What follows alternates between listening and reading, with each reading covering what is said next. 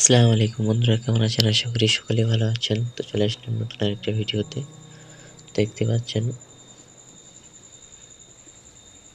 তো আসছিলাম বিকালে নদীতে ঘুরতে।